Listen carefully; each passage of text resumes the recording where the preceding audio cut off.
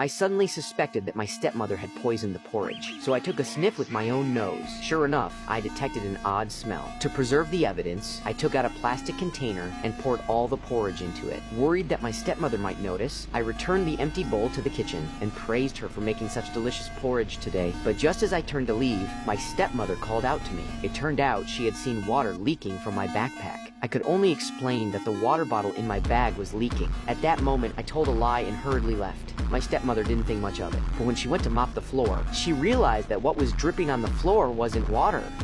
After leaving, I hurriedly found a friend to help me. I asked my friend to lend me $1,000 to take the porridge for testing. I now suspect that my stepmother poisoned my porridge, but my friend thinks I have paranoid delusions. I explained that it does sound crazy, which is why I need the test to get the truth. But my friend still didn't want to help. That night, my stepmother made a delicious steak dinner. My father praised the taste of the steak, but I refused to eat it. My father asked me why I wasn't eating. I asked to swap steaks with my father because I felt mine had too much fat. Father agreed without hesitation, but my stepmother was unhappy. She said she was fed up with my unreasonable behavior. I retorted just as fiercely. As our argument escalated, my father hurriedly intervened. I had no choice but to take back my own steak. Then I ran to the kitchen with the plate and put the steak in a bag. My father asked me what I was doing. I angrily said that I was collecting evidence of a crime because I suspected that my stepmother had poisoned the food. My father thought I was crazy and rushed over to stop me, but I pushed him aside. This crazy act scared everyone, but I was so emotional that I picked up the knife again. My stepmother saw this and quickly called the police. This caused my emotions to spiral out of control once again. I stabbed my stepmother in the stomach with the knife. Just as my stepmother collapsed, the police arrived at the scene. They immediately restrained me. I was detained at the police station on charges of intentional assault.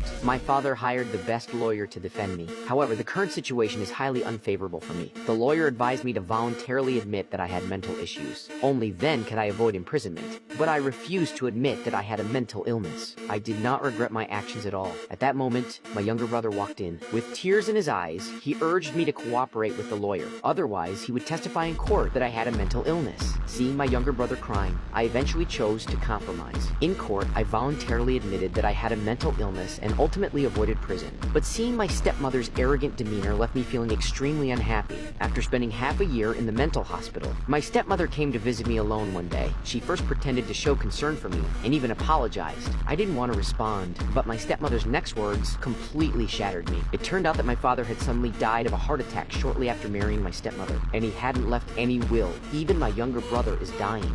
I need to see him. I'm afraid that's not possible. He hasn't been feeling well.